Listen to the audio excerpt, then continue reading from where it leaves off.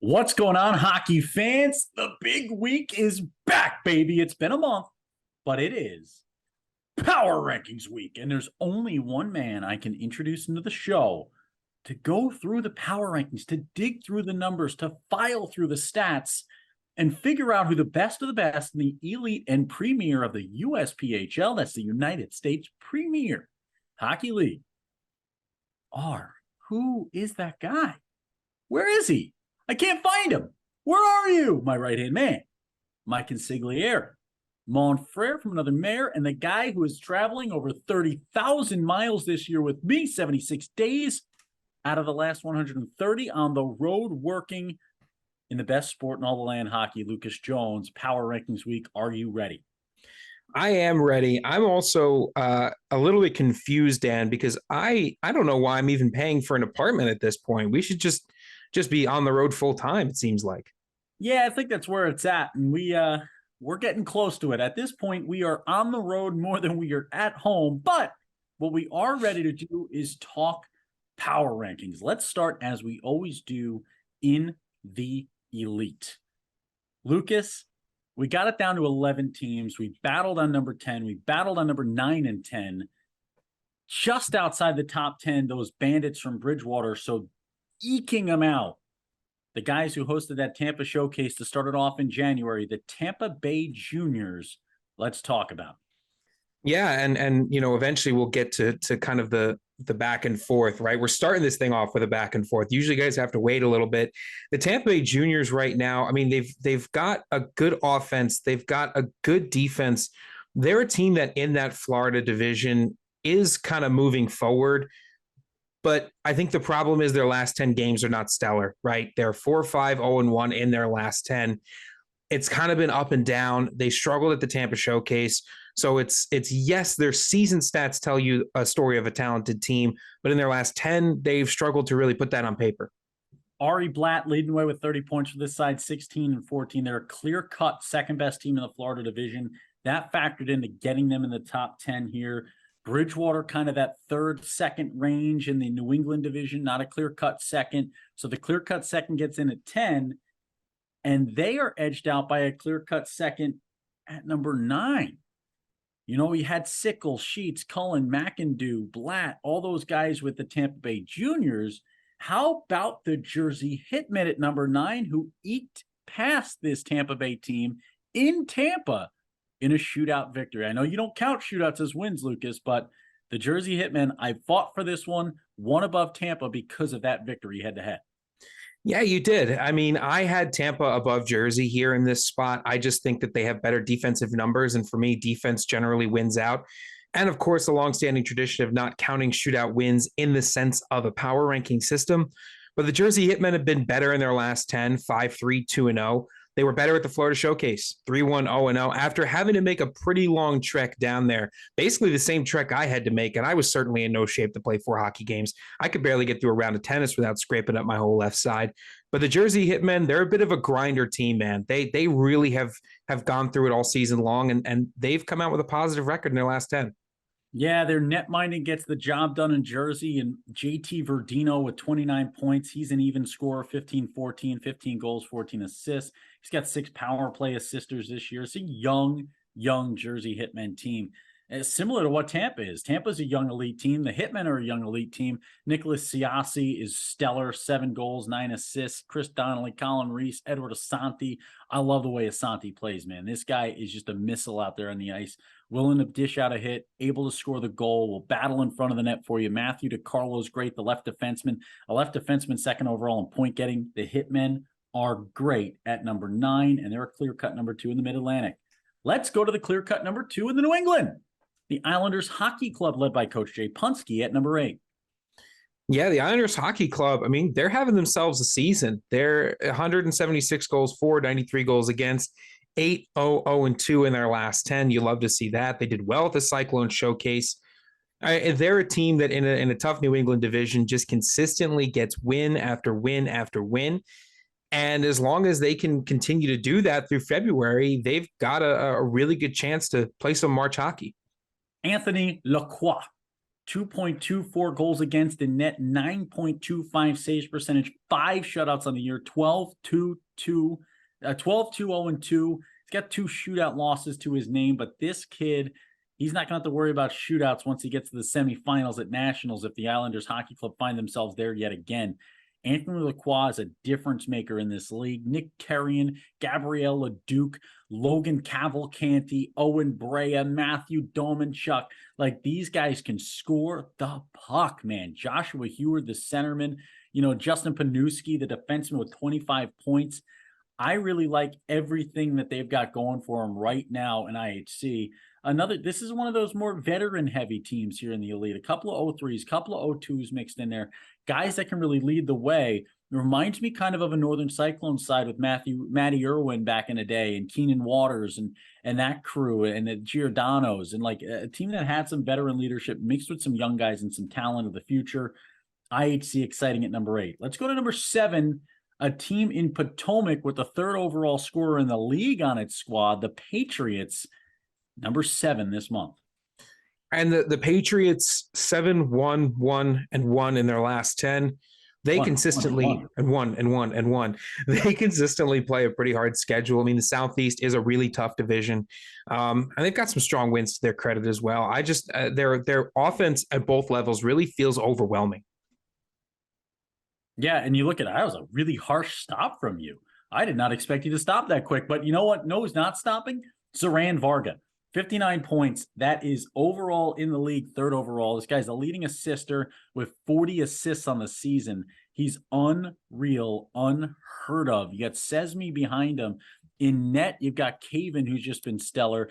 Varga right now tied with John Crodell of the Rockets Hockey Club and Eric McHale of the Wilkes-Barre Scranton Knights at 40 apples, man. The guy is an absolute creator in a year 2004, a good future with the Potomac Patriots. A guy you expect to move up next year to the Premier, potentially after lifting a cup this year in the Elite. Let's go to number 6, the Florida Eels. This is the furthest they have fallen in the Elite this season, Lucas. 5-2-2-1 in the month of January. Let's talk Eels.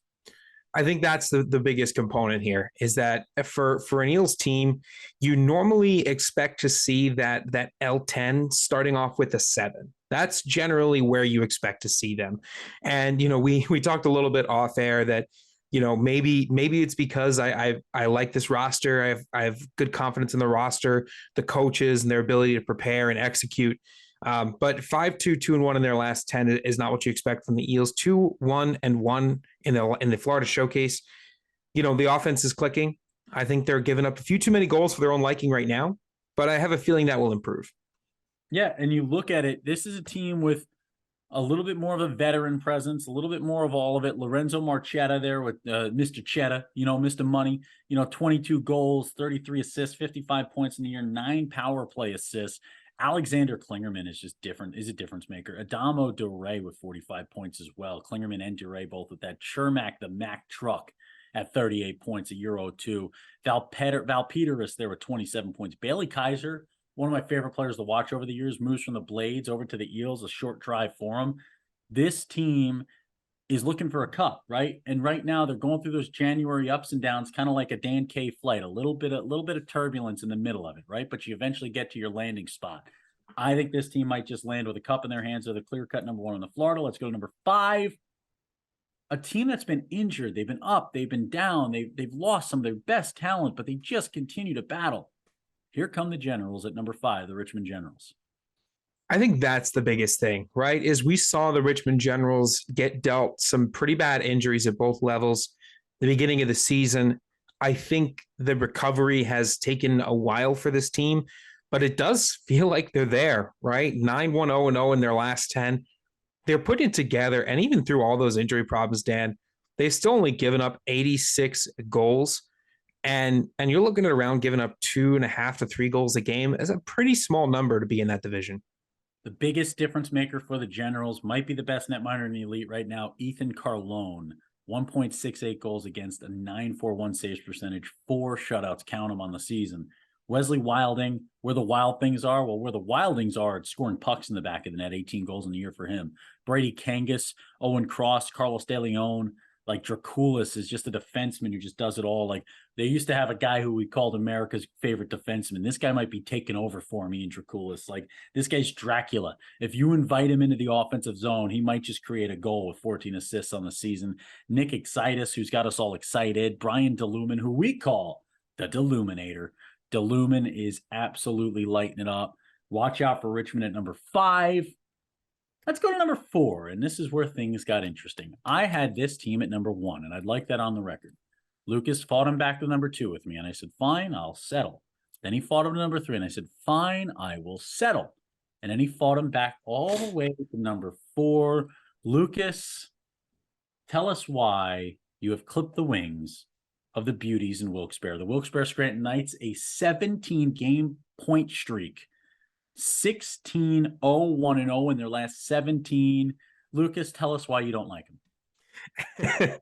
For the record, I love the Wilkes-Barre Scranton Knights. They're one of the teams that I am on the phone with very frequently. But they are right now, when you look at the top 4 in the elite, for me, they're all kind of in one group. But what you have to do, I think, at that point is you have to have a frank conversation about strength of schedule. I think while the Wilkes-Barre Knights have done everything you've asked them to do, they have cleaned everything up. They have taken the wins. They've taken the points. They've played tough. They have a really good roster. I just think that when you get into the top 4, I haven't necessarily seen as high as I think they can go. But unlike Dan, I am not a big speculator on these power rankings. I'm very firm and very hard into the stats. I don't use the power rankings as a launching board like Dan K does. So I have them at 4 here. But I think that, first of all, the call of an underdog seems crazy. But if I had to pick a team that could defeat any of our top 3 squads, my money would be heavily on Wilkes-Barre. Eric McHale has 62 points in the season, tied for the league lead in assists. He's second overall in points with 62, 9 power play assists. He's just a year 2005. There's a big future there for Eric McHale. Jason DiMatteo, Maverick Rudolph, Jonathan Morgan, Sam Pfeiffer, Clay Chemnitz. This team, it doesn't stop. They can attack you from all angles. Dylan Bowen is just standing tall in net when needed with a 2.30. He does enough to win games. He's 12-0, 2-0. He's not been defeated in regulation yet between the pipes for Wilkes-Barre. I think this Wilkes-Barre team is the real deal through and through. I'd watch out for them. If you ask me right now, if it wasn't a team from the Southeast that would win the cup, I might be telling you it's Wilkes-Barre right now with the way they're playing. They're leading the league in goals scored in the elite. Let's go to number 3. This team's tough for anybody to beat, the Charlotte Rush. Yeah, and I think they've put up good numbers. 8-1, 1-0 in their last 10, 4-0 with the Florida Showcase. Offense starting to get close to that doubling the goals allowed, the goals for double of the goals allowed, which is a pretty good line to show you where some of the top teams are.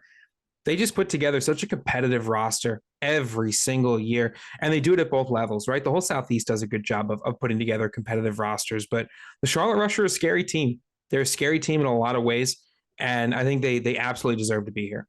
Spencer Barrow is a wheelbarrow full of points. He's got 47 for this year. Yanni Satsoulis, Wesley Schweitzer, no swiping. Well, you're not going to tell him. He's swiping the puck away from you defensively, and he's putting in the back of the net. 7 goals, but 29 helping hands on the season for the left defenseman. Ben Pearson piercing the back of the net. Jack Lamoth, Wilder Outman. This team doesn't stop. How about Ribstein, who's just stellar to watch? And you remember how I said that Ethan Carlone might be the best netminder in the elite? It's because Perry Jacobs and Evan Crawford exist. Crawford, a .94 saves percentage, a 1.52 goals against. He stopped nearly 400 goals already to this point in the season, 13-2, 1-1. Watch out for Evan Crawford, the young man who derived from Connecticut, who's living, I think it's Ohio was next. We had a great talk with his dad when we were at the outdoor game there in Carolina. This is a stellar team in Charlotte. Let's go to number 2. Numero dos. The Northern Cyclones. They've been at number 1 with Coach Tim Plummer for most of the season. Now they sit at number 2. Let's talk.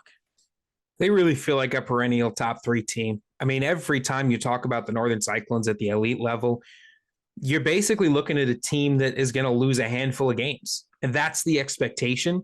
And that's a high expectation, but they live up to it 31-2-1-0, 63 points on the season, 9-1-0-0 in their last 10, 4-0 at their own showcase. You invite a bunch of people into your home, and you beat them up and you kick them out. Not good manners. Good hockey, though.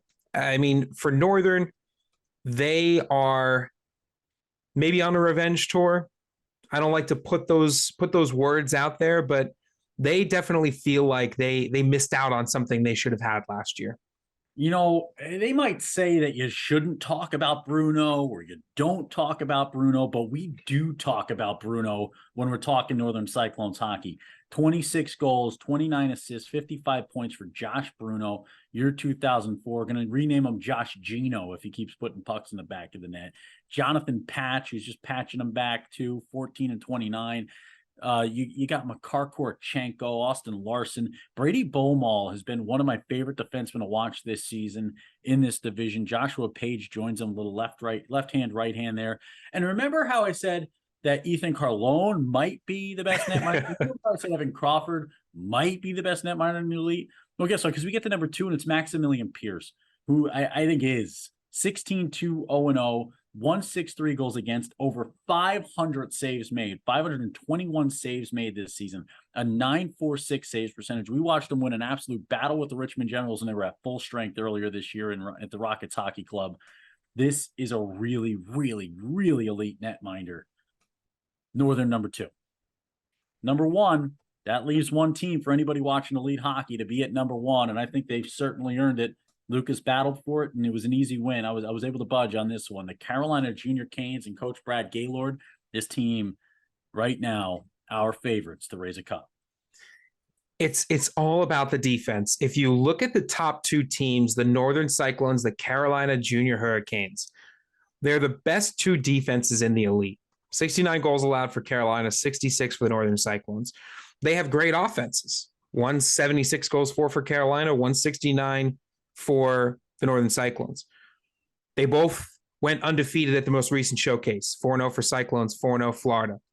And they both done well in their last 10, right? So we don't do 1A and 1B. This certainly feels like a 1A, 1B. But if you want to get cutthroat with it, I think that Southeast Division is a little bit stronger. So when you have 2 similar teams, one coming out of a stronger division, I think it goes the way of the Carolina Junior Canes. Better, faster, Braden Strong. That's what it is. I was going to say stronger, but then I would have confused people that I might have gotten his name wrong. So I got it right. But Braden Strong has been strong. He's an absolute creative centerman. He creates things, makes things happen. I'm going to do something, Lucas. Braden Strong, Jacob Gifford, Colby Markham, Luke Moses, Tristan Sine, Nathan Rhodes, Carter Radasta, Matteo Viglino, Jack Perron, Jackson Furlot, Maxwell Sullivan, Gregory Harder, Austin Alcala, Mark Antoine Vincent, Zachary Rich, Daniel Garcia Ortiz, Liam McCusker. What do they all have in common on this Carolina Junior Canes active roster? Double-digit point scorers? Double-digit point scorers. 17 double-digit point scorers on this roster right now. And you look in net. Everybody can score the puck. That's big. We play defense. That's big. We only allow 697 shots on goal over the season thus far. That's huge. But Jacob Sanders, 931, 1.58 goals against, 11-3 on the year. Pavel Matuinin, 12-1-1 on the year, 197, 929. They've got 6 shutouts combined. Combined, they've stopped over 650 shots on the season. This team is the real deal from the net out. They can win it on any given night. When you go to nationals, you need a right-hand, left-hand net-minding situation to keep your guys fresh. They are going to have the freshest netminders at nationals, not just because they're going to be fresh energy-wise, but also because those unis, the Storm Surges, are absolute beauties. That's it for your top 10 in elite. Before we hit our break and head to the premiere, number 1, the Carolina Junior Canes back on top of the elite division.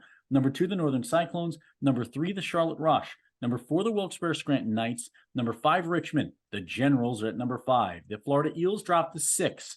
Potomac Patriots at 7. IHC at 8. Jersey Hitmen 9. And the Tampa Bay Juniors back in the top 10 in that 10 spot. Stay tuned. Premier Power Rankings coming up. Remember, 2 weeks from now, we will have our final Power Rankings where the elite champion has been correctly predicted as the number 1 team every single time.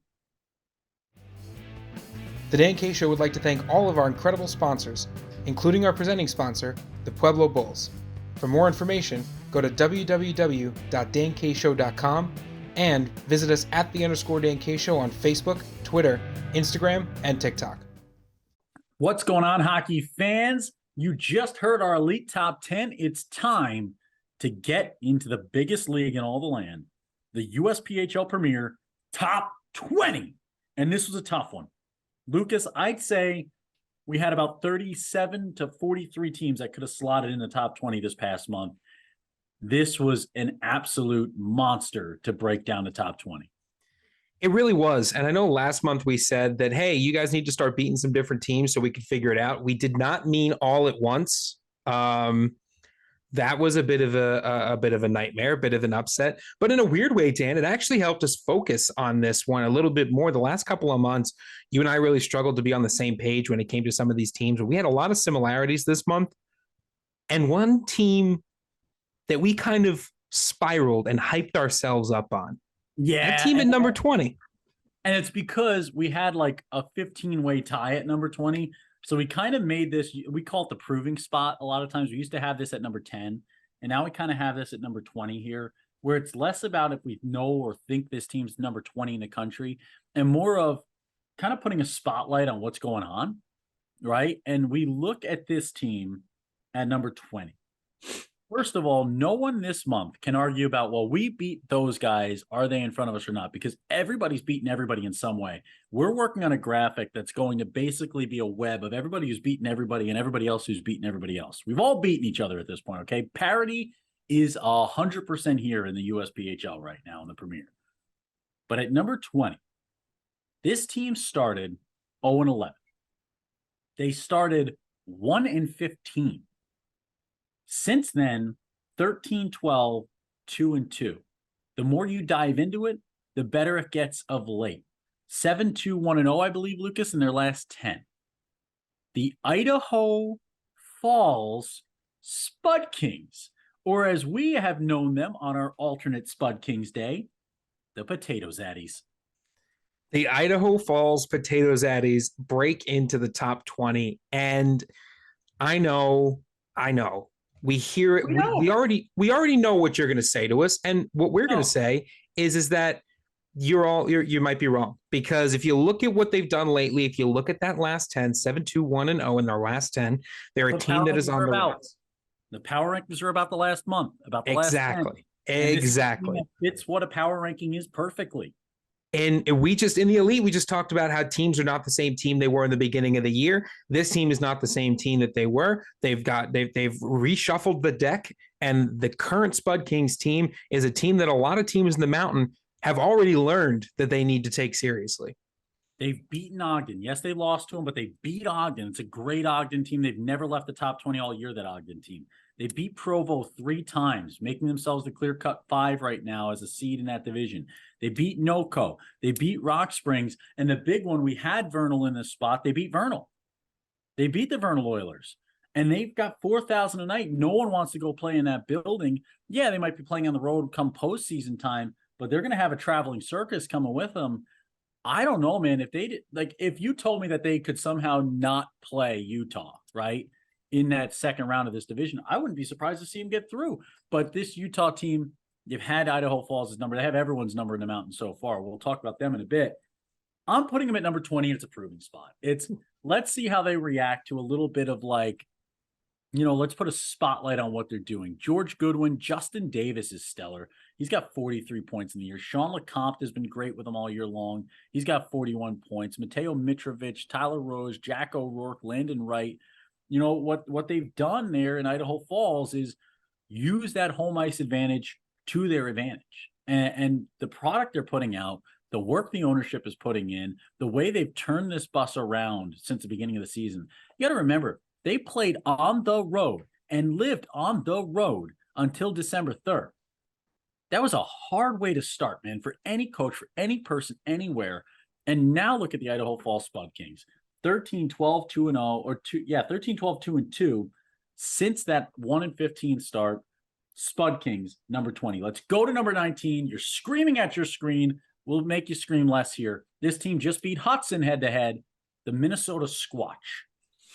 Yeah, the Squatch I think have consistently been there. They give up a few more goals than you might think for a team in the top 20, but their defense is pretty much on par with a lot of other of these second and third place teams in the divisions across the country. Their last 10, 5-3, 1-1. They struggled at the Tampa Showcase, but that is a long trip. A lot of teams, when they went down to Tampa, really, really struggled with that. But I think when you look at what the Squatch have done lately, including that win over Hudson, they've proven that their roster is complete. It is a deep roster, and they're willing to go to the mat. Daniel Ellingson has 90 points. The addition of Nate Goldsvig, who comes over from the 1-seeded Hudson Havoc to the 2-seeded Minnesota Squatch, I guarantee you that didn't make any of the opponents happy in that division because they have to deal with a large and in-charge netminder in Nate Goldsvig. This Squatch team with Daniel Ellingson leading the way, the leading point getter in all the USPHL Premier with 90 points on the season, 36 goals in 37 games, 54 assists in 37 games, 16 power play points, 6 shorthanded points, 4 of them shorthanded goals, 5 game-winning goals. This is the real deal in Squatch Town. And hashtag Squatch out. Yeah, the Squatch are going to be tough. They're not a team to be underestimated. Let's go to number 18, Major Dan to goal control. It's the Fort Wayne Spacemen, the astronauts at number 8, are on the march. Well, the Fort Wayne Spacemen at the Tampa Showcase, they went 1-1-1-1. If you're playing slots, you probably would have won some kind of jackpot for all those ones coming up. But for the Fort Wayne Spacemen, they had a confusing Tampa Showcase. That's what we'll call it. It was confusing, but they've gotten back to their winning ways, 6-1, 1-2 in their last 10. They're a team that can go get the puck. I think that's their biggest thing. They look like golden retrievers out there on the ice, trying to possess the puck, trying to get after it. I like the way they play the game. It's aggressive. They have big wins under their belt. I think they're a competitive team. Noah Main, all I ever hear about him everywhere he goes after the Fort Wayne Spacemen play anybody in this league is how good Noah Main is. He's that good. He's a defenseman who can skate as a centerman for these guys. 25 goals, 35 assists, 60 points, 19 more than anybody else.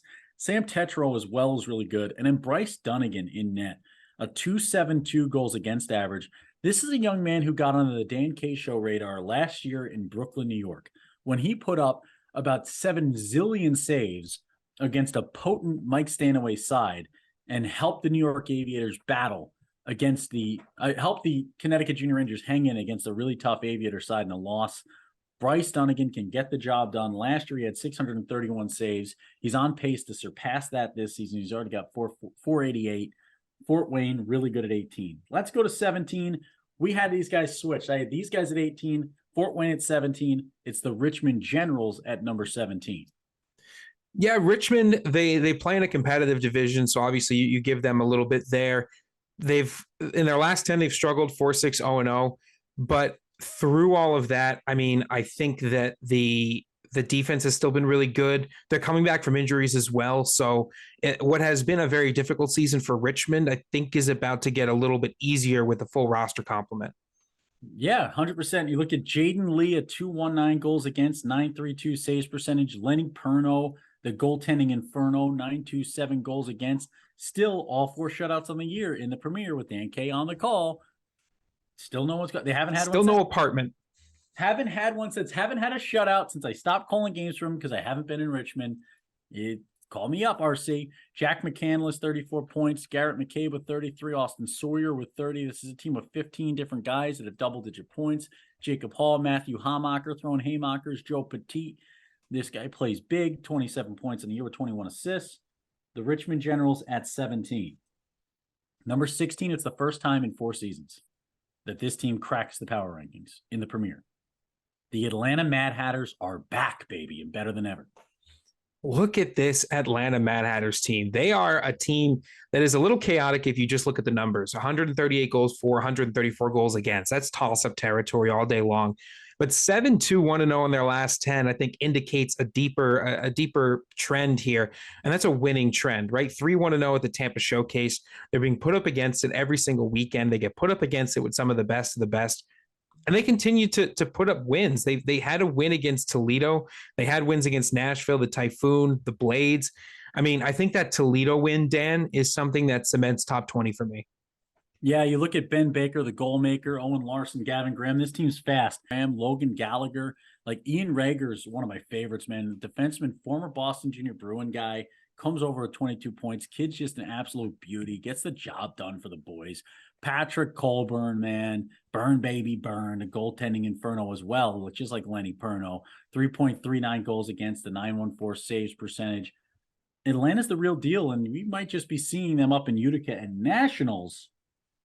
Now we get into a triumvirate. We're going to drop all three of these at the same time because this was almost a coin flip to try to figure out. 13, 14, 15. Vegas Thunderbirds, 13. Fresno, 14, the Monsters. 15, the San Diego Sabres. The Sabres are on a 12-game point streak. I got a text from a 609 number telling me they're in or else. Pure Jersey vibes from Mr. Pachuco out there in San Diego. Then you got the Fresno Monsters. You got the Vegas Thunderbirds. What a job. I think this is we don't do ties anymore as our new rule. We have to have some kind of ranking, but this is about as close as it gets. This is a division that I think just needs to sort itself out. You've got some strong teams here, and I think they share one thing in common, Dan, and it's a good goal differential. They've got offenses that are firing that can put up 6, 7, 8, 9 goals a game, and they've got defenses that can lock you down. Right? Every game could be either a wide goal differential, a shootout, a goaltender duo. There's not a lot that's easy to predict in the Pacific, except for the fact that there are three pretty strong teams that all have a chance to be that number one. Yeah, you start with San Diego. You look at Mikhail Novak. You look at Mario Paganini, Lucas Lundy, Nevio D'Alessandro. Like, you got two of your top 4 point getters or defensemen. 3 of your top 6 are defensemen. It's a team that does a lot of its work from the blue line, right? And that's a team that is kind of juxtaposed to what we've come to expect from the Pacific Division, which is kind of run and gun, and we'll worry about the back end later, right? We'll worry about what's happening in net. Good luck, netminder. Ethan Blackburn, though, he's seen 755 shots. So they kind of have that mentality of let's get after it and score it. Let's have some defensemen who are a little bit that mentality of let's get into it, but they'll still get back and block a shot once in a while. 2.61 goals against, 9.30 saves percentage. Then you look at Las Vegas, this Thunderbird team that we have sitting at number 13, Loic Moron, a 9.22 saves percentage, a 2.90 goals against. You look at Narek Alexanian, and Alexanian's where did he play last year? I don't know, maybe 102 points in Fresno for the Monsters. Now he's got 82 points this year in Las Vegas. This is a guy with a mustache in his picture that is unrivaled. He's got 32 more points than the next biggest point getter on the team, Antoine Torigny, Samuel Dumont, who's got 45 points, Gavin Frack, Frederick Pinel. They got these guys, Nicholas Bonaldi, a defenseman with 36 points. Then you go to Fresno, and a guy who's taken over that point-getting role that Alexanian left behind, Christopher Moraldo. He's got 88 points. That's 33 more than the next guy who's Noack Person. I almost said next person. Who is Noack Person? Like Emile Louv, you could hang him in a Louv with how good he plays, right? His playing ability, you could hang it up like it's a pretty painting. Jacob Gagnon, and Fresno this year, big difference for them. Great goaltending.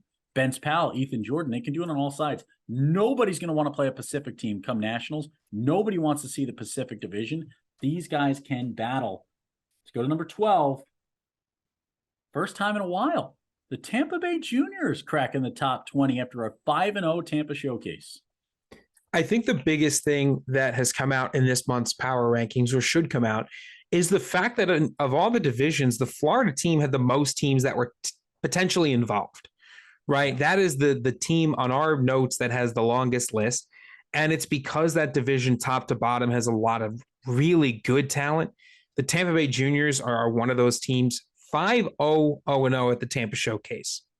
They played an extra game and they won that game. So they went undefeated. They're at a negative goal differential, but 7-3-0-0 in their last 10 creates a bit of a puzzle for people trying to figure out what to do with this Tampa side. But I think the thing that gets me about the Tampa Bay Juniors, Dan, is just their ability to grind out close games. I think that is a huge resource for them. Yeah, Mons and Tiskilla, they need a little bit more from two guys that were stellar last season. They're kind of middle of the road compared to what they can give you. They can give you more, we know it. Connor Nelson leading the way in points. Austin Kovacs, AJ Bugan, 24 points on the year, 6 goals, 18 assists. Bo Cornier, This is a team, Jack Fleer, a Fleer for the dramatic. If they can just get it rolling, they can get there. The big thing about the Premier in Florida right now, the reason why we have a lot of teams, this Tampa team could be the 2 seed. This Tampa team could be out of the postseason before the end of this month. February is a huge month for Tampa. They sit at number 12. The team ahead of them, we just went out and saw them on Space Conflict, Star Planet, Battle of the Good and Bad and Evil guys in the stars and stuff in space night. The Potomac Patriots. The Empire strikes around, and the Potomac Patriots certainly also strike around from time to time.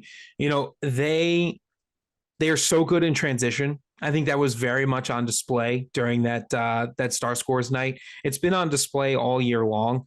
They are so fast when they move the puck. They're 8-2, 0-0 in their last 10. They like to pass. And when they get that low to high game working, good luck. It's like you got to have your head on a rotating tray to be able to see that. Yeah, and you caught me mid-drink right as you talked, and that's perfect, Lucas, right there. You look at Jacob Johansson.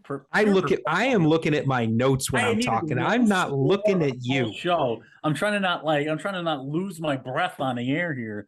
And you look at me, you go, okay, I'll toss it right to him. Max Nystrom. That's like throwing me a pass while I'm looking the other way and just. We're gonna get you one of those backpacks with the straw for these power ranking shows. The amount of water I drink, I'd love it. Max Nystrom, 45 points. He's better than most even know, man. This guy's really that good. Matt Vainamov, Moritz Persson, Valerie Need. Matt Vainamov, we just got a chance to give him the star of the game hat, GMU Sports star of the game. Tobias Iglovsky, the big ad. How about Lucas Bryan, the man from Great Britain? You know, this guy says, cheer EO, I'm coming into town. He's got a 940 saves percentage, comes in from Wisconsin Rapids, and immediately makes a presence felt. He wins his first start with Potomac. This kid is that good. You got Algetson home as well there. 2.59 when he was with the Wisconsin Rapids River Kings. He's 3-0 already with Potomac. Watch out for Lucas Bryan. That is number 11. That brings us to our top 10. The first team to crack the top 10 here, moving up 2 spots from last month. The leading goal-scoring team in all the land. Who else? The New York Aviators. They're always the leading goal-scoring team. Yeah, well, the New York Aviators, I mean, they treat power plays like empty nets. They treat penalty kills like power plays. They score a lot. I mean, we certainly know they score a lot. Their big thing is they had a good Cyclone showcase, 3-1, 0-0. They're 34-1-0, 61 points in the season. I think for the Aviators, they're a team that flies really close to the sun with their offense, right? They'll make you feel like the ice is tilted down, where the pucks are just always finding their way into your zone. It takes a crafty team to try to beat the Aviators, and considering the Aviators are in the top 10, there aren't a lot of crafty teams that could probably beat them. Yeah, Matthias Raquel with 86 points. You got Christopher Freibergen. Yet again, a guy coming out of a Mike Stanaway offensive system on the blue line, Hunter Scanlon, with 56 points on the season as a defenseman. You got to love it, man. 42 assists for this defenseman. And the big difference this year for the Aviators, Michael Marino, okay? This Marino understands laces out. And the laces are his glove as he makes a glove save and snatches it in. 929 saves percentage, 292 goals against, which in this system is huge numbers. Those are huge numbers. It's almost like playing baseball in Colorado. I almost said playing hockey in Colorado. You hit a lot more home runs. Playing baseball in Colorado as a pitcher, you kind of get like a 1 to 1.5 ERA buffer on what a normal ERA looks like. That's what you get with goals against when you play in this system in New York and Brooklyn with the Aviators. Michael Marino reminds me a lot of a Joey Cormier from Toledo last year. This is a potential national championship winning netminder. Watch out for the New York Aviators. Most goals in the league, 222. Metro Jets at number 9. Lucas, you're wearing their hat. They obviously bought your soul. Tell us why. Well, I mean, again, I've been told by the Metro Jets that I have a pumpkin head, which is factually correct. I don't take offense to that because it is true. Who was that? Sorry? Was it Q? Oh, yeah, Q. We try to get Q to crack a joke for 5 years, and the first joke he cracks is about the size of my head. Yeah, it's kind of one of those things. Did you ever see the video that was on like TikTok and Instagram and stuff, where it's like 4 guys in the car and the guy cuts them off and the guys are driving by and the guy beeps at him and he looks and he's like, "What?" And like the guy driving was the one at fault, but the guy points at the guy in the back seat and he says, "Thanks for cutting me off," and calls him fat. And he goes, "I didn't do anything. I'm in the back seat." So it's like one of those moments. It's like, why are you attacking Lucas when you should be attacking Dan? Why me? But you know what? That the hat is comfortable, and I feel very comfortable talking about the Metro Jets with or without this hat atop my head. I mean, the record kind of speaks for itself here. Everyone knows I'm a defense first guy, and the Metro Jets have only given up 53 goals on the season, 7-3-0-0 in their last 10. For the Metro Jets, I know that that's not good enough for them. I know that they're right now feeling, I'm sure, a little frustrated by their Cherokee brethren that sit in the same division as them. But for Metro, they are certainly a top 10 team. They recruit well, they develop well, and they take care of the guys. If everything went chalk the rest of the way, Metro would serve as the 2 seed when they go to nationals if they were to get there out of the Great Lakes. That's if everything goes to chalk. I'm not telling you it's going to happen. I'm not making a prediction. They would play the Pacific number 1, so Fresno, Vegas, San Diego, all teams in the top 20 we talked about. And then they would play the Atlantic number 1, who might just be the Aviators sitting right behind him in these power rankings. Andreas Fluteau, Alex Schomburger, Chad Neitzel, Joe Mocknick, Freddie Soderberg. He's starting to get rolling. Things are starting to go and starting to gel for Freddie Soderberg. This guy's starting to get there. Watch out for the Metro Jets. They are at number 9, and they are just that good. How about Dakota Cott? Also, we're getting jerky. Tell them about it. You know what? If you tell us that as we now, if you're watching this on a Thursday evening, we are preparing to go to the Coney Cup this weekend. We're going to be starting in Toledo. We're going to be heading up to the Metro Jets facility in Mount Clemens. And then we'll be ending on a Sunday with the Cincinnati Junior Cyclones. But for those Toledo Metro games, we're giving out a hot dog trophy. Best aggregate scoring for the 2 games will win the Coney Cup. And of course, a small bucket of chili will be dumped on the winning head coach. That is not optional. That is non-negotiable. We've already secured the chili, so don't try to get out of it. That should be a fun one as well, because, you know, what a perfect way for Metro to get some revenge on the Cherokee for a tough season than to beat them under the spotlight. I think it's going to be great. And to wear the chili. That's what you're hoping for. If you're Coach Lovell, you want to wear the chili. He wants that bucket of chili so bad. You could tell. Hashtag wear the chili. Hashtag wear it. All right, number 8. Let's go to the Northern Cyclones, who dropped back a few spots this month. They did beat the Aviators head-to-head. So this is where we start getting to this, okay? They beat the Aviators head-to-head, so they sit there. When we get to the end of this, I'm going to run you guys through the craziness of this top 10 and the top 20 overall. We'll talk about it in a moment. Metro, number 9. Northern Cyclones, number 8. You look at this Cyclones team in Northern. Lucas will go through their schedule with you a little bit. I want to walk through some of the goal getters, some of the scorers: Billy Doherty, Simon Rolk, Justin Tremblay, Benjamin Orgel, Max Abramson, Connor Crawford, Adam Scarta. These guys they got a good amount of scoring from everywhere. The big story, you're not filling the nets when Fillian's between the pipes. Jeffrey Fillion, 15-2-0, 194 goals against, 930 saves percentage. Bill Dubs gets it dones. Yeah, Northern, their defense so good every year. Actually, just texting with Bill Dubs last night, Dan, about he doesn't text me, and it's absolute garbage. I've not gotten one text in the history of Bill Dubs, and I sing "Tell Me Why Ain't They Nothing But." I can't imagine why he wouldn't want to talk to you. Tell me why you won't text me and text Lucas. Tell me why and Bill Dubs ain't playing for a hot dog. Or in Boston, we call them hot dogs. The songbird of a generation, I think, would be a good word for you. But we talked about stay-at-home defensemen, and I said, you know me. I think the human body is a sponge that can feel pain when it comes to the hockey puck. And the Northern Cyclones, they know how to play tough hockey. But they did go 2-2 at their own showcase. 7-3-0 in their last 10. They've beaten good teams. They beat the Aviators, the Bruins, the Monarchs. They have overtime wins, too, so they can win close games. Losses to IHC and the Rockets. They're tough teams to lose to, but still losses that I suspect Bill Dubs is not too happy with. Let's play another game at number 7. Guess who's back? Back again. It feels like Slim Shady. Yet again, a late season push from the boys in Bridgewater and Coach Don't call them no Cinderella boys. Hmm. And I'll do my impression of Jason Kilcoyne. Ready? At Nationals last year. Don't you be calling me them Cinderella boy. Doggone it. Don't you be doing it one It's a bit. great impression. You nailed it. Right? Isn't that exactly Kilcoyne? It's exactly what he. Killer to a T. Hold on. Let me get back into it. Let me get back into me. It's hard to go into that character and come out of it. Yeah. But no, Yakov Yaksin with 49 points. John and Joe Quigley, the bros, 47 points for John, 37 for Joe. Spencer Hecklinger, Eric Heggie, like Alex Zazelka. Like this team can score it from absolutely everywhere. You look in net, look no further than Carson Fry with a 920 saves percentage. The Rockets, I mean, let's play the game. Rockets beat Northern. That's why they're at 7 and Northern's at 8. Lucas, go ahead.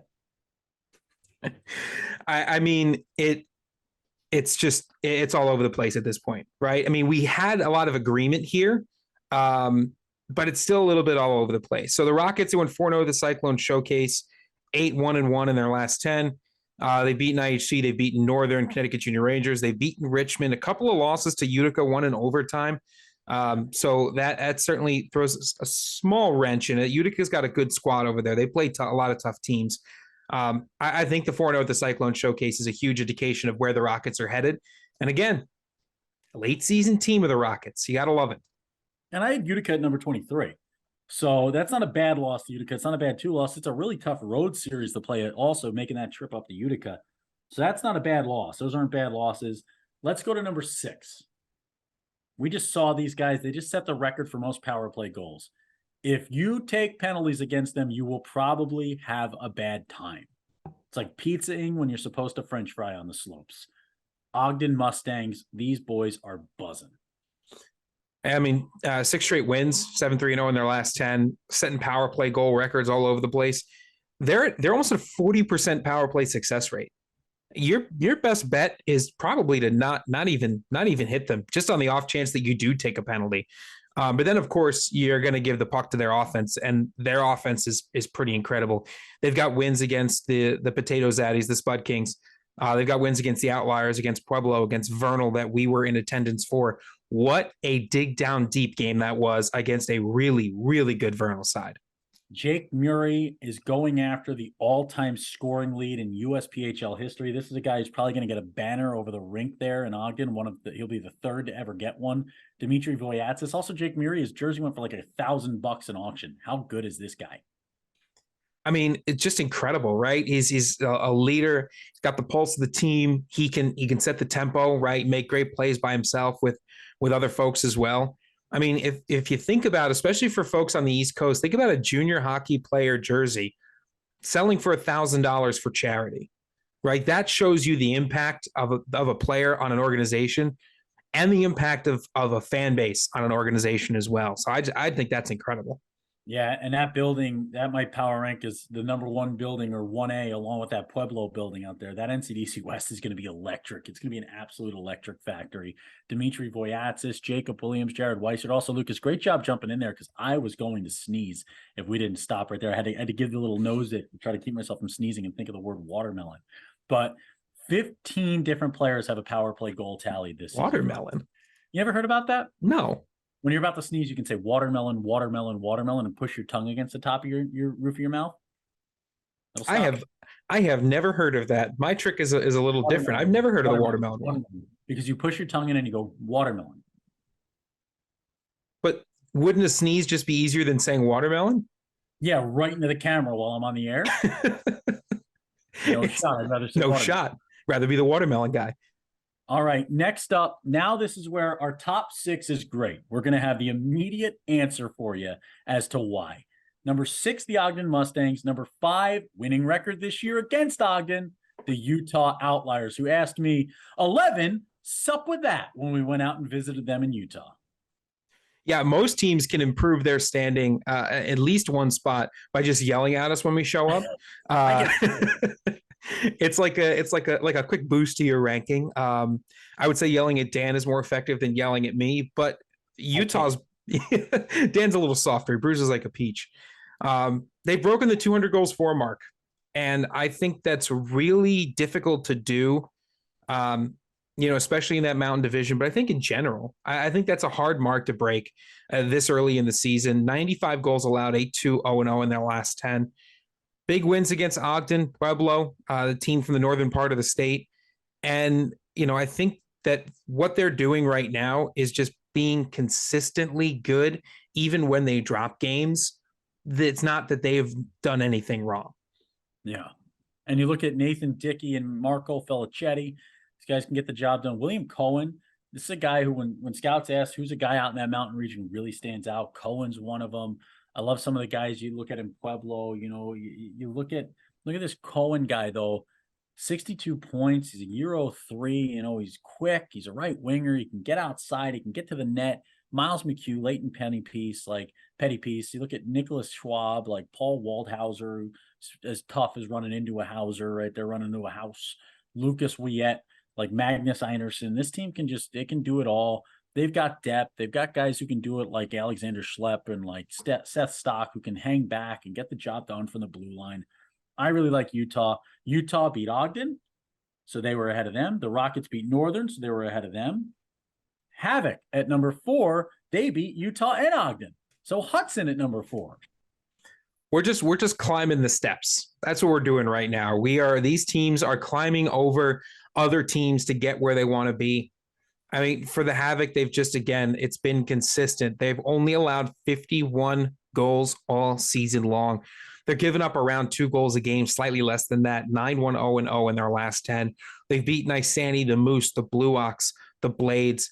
The only team that they've really lost to, Dan, is the Squatch, being the most recent one here.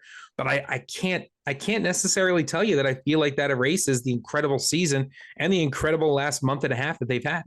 Yeah, some new net minding in town for this Hudson Havoc side. We talked about losing the big man over to the Minnesota Squatch. Jackson Karich, though, leading with 38 points. Harvey Dove, 35. Haru Torosian, like 34 points. And they bring in Gavin Delfasi, who had 27 with Twin City. Now comes over to Hudson. He's had 5 in his first 8 games there. That's a big ad. Adam Brzezicki, the former Wisconsin Rapids River King, who moves over to Hudson to the other side, along with Jacob Chakuz. Like, this is a team that can do a lot of different things. They can beat you in a lot of different ways. They got Dean, the guy with the history behind the bench, years and years of service to the game of hockey. He knows a thing or two because he's seen a thing or two, right? So you got good coaching behind the bench. You got guys behind the scenes putting in the work. This is a Hudson Havoc team that's the real deal at number 4, and they could only be number 4 because someone had to beat them. How about the team at number 3 who beat Hudson? The Toledo Cherokee. Cherokee beat Hudson. Hudson beat Utah. Utah beat Ogden. Keep going. You guys are making it easy for us, which we appreciate. It's hard work doing the Dan K show, as well as the million other things we do around the game of junior hockey. So thank you for establishing a chain of command here. For the Toledo Cherokee, in their last 10, 8-2-0-0, 7 straight wins. Tough Tampa showcase. They played good teams down there who were on a bit of a heater. They put up good numbers in those games. They just got beat straight up, right? And that's going to happen at some point when you're at the top for that long. There's only one place to go, and that is not very far back into this spot here, Dan. Toledo, a force to be reckoned with, 221 goals for, 77 goals allowed. Speaking of force to be reckoned with, that name is Frank Murphy. 177 goals against, a .926 saves percentage, 5 shutouts on the season. He's 20-3. Nicholas Milhorn as well, who rings the goal horn more than most, 39-32 in a year, 71. He's immediately filled in as the new Bailey Bird in town. Jason Crossland comes from the Metro Jets, moves to the Rivals in Toledo to play for the Hot Dog this year, or the Coney as we call it. Jason Crossland, he's got 61 points. Cameron Real, Jacob Slater, Ryan Stanley, Colin Preston, Brett Logelfo. We are going to have coverage of this Toledo side taking on the number 9 Metro Jets, a 3-versus-9 battle, both Friday and Saturday this week, February 3rd, February 4th, first in Toledo, February 3rd, then in Mount Clemens on February 4th. Overall aggregate score wins the dog. So you could technically lose game 2, but still get the dog. We'll see who's deputy dog at the end of that one. The Coney Cup, brought to you by the Dan K Show. Deputy dog on the way. Let's go to number 2. All right, so let's establish this. This team beat the Cherokee. The Cherokee beat the Havoc. The Havoc beat Utah. Utah beat Ogden. The Florida Eels at number 2, their highest spot this season. It's kind of getting to an ankle bone is connected to the leg bone type situation. Florida Eels. You want to talk about a team who feels like they had it in the bag last year, or at least we're going to be pretty close to having it in the bag. They are on a revenge tour. They want to make a point, and they want to make it to the whole league. They are on a 6 straight win streak, 9-1, 0-0 in their last 10, 189 goals for, 87 goals against, playing in a division which we've already told you is tough. Almost every team in that division is a competitor. And the Florida Eels were at the top of that division, which I think might say a thing or two about the Florida Eels. Yeah, Colin Patterson, Easton Moore. You look at Damon Kiwasu with 28 points, but he's a difference maker I talk about all the time. Jared Salmon and Maverick Krupe, Liam Hennessy, Jacob Gobu, Noah Traven, and don't look any further than a big guy in net, Duncan Roman with a 9-2-2. Then he's only got, like, I don't know, Tobias Saved by the Bell back behind him. That's a great name that I made up right on the fly. I want people to know I made it up right now. 9-3-0-0. This guy's the Zach Morris of goaltending, just getting the job done. 2-2-4 goals against, 9-2-9 saves percentage. This Eels team is the real deal. I'm going to run everyone through something as we close the show up, but I'll wait for it because let's get the number 1. This team is 16-0 against teams not from the Florida division. Sorry, from teams not from the Southeast division. They are 16-0 out of division this year. That includes Florida. That includes the Midwest West, the Midwest East, the Great Lakes. They played them all. They're on a 17-game point streak. They've beaten just about everybody. Anybody who's beaten them, they've answered back to. The Charlotte Rush. You know, generally speaking, with the way that the Premier National Championship is structured, you're probably not going to have to play a team from your own division. And it can happen. No, it can happen in the third round immediately. What are you talking about? It can certainly happen, but I'm talking about probably in some of the simulations that we've run. So when you look at a team like the Charlotte Rush, who's just beaten everybody that's not from the Southeast, that should be terrifying to other teams who are looking to take that championship trophy. Because the Charlotte Rush, it's not that they've only just been really good against everyone outside the division. They've been really good against everyone inside the division. They went 4-0 at the Tampa Showcase. They're 9-0-1 in their last 10. They're near that 200 goals for mark. They're only giving up a couple of goals a game. I think they're probably one of the deepest teams in the Premier. And when you can put together a last 16, an L16 streak like they have, I mean, that should show you that they can beat anybody. And if you put it together mathematically, the Rush have beaten the Eels twice. The Eels beat the Cherokee beat the Havoc beat Utah beat Ogden. So that means they're better there, right? They're number 1. Then you get to the Rockets. The Rockets just beat the Generals. The Rush have a winning record against the Generals this year. Then the Rockets beat the Cyclones. So that means the Charlotte Rush beat the Cyclones. Then the Jets, the Charlotte Rush beat head-to-head. Then the Aviators lost to the Cyclones, who lost to the Rockets, who the Rush beat because the Rockets beat the Generals, who the Rush beat. Then Tampa, the Rush have beaten. The Rush have had a winning record against Potomac, barely. They have more points. Then Vegas, Fresno, San Diego, they don't have an intermingle with. So that's the first time you hit someone where you can't kind of validate it in some way, shape, or form with a number somewhere. The Rush at number 1. The Eels, they've beaten the Cherokee. But you could also say the Eels lost to Metro at 9. The Eels have lost to Atlanta multiple times this year at 16. The Cherokee, they've beaten the Havoc, but they've lost a game to Metro this year, despite they did beat them 5 times. They have a handful against them. But the Cherokee have beaten some great squads. Utah and Ogden have beaten some great. Like, everybody has beaten everybody somewhere along the line here. We are just at a point, Lucas, where I got to hear your parting words about it all. That's it. It's the power rankings. Number 1, the Charlotte Rush. 2, the Florida Eels. That's like Yankees, Red Sox 1 and 2 right now. That is setting up for a primetime showdown, potentially at Nationals. If there is a rivalry night in USPHL, that might be the rivalry of all rivalries in this league, because it's not just at the Premier, it's at the elite level too.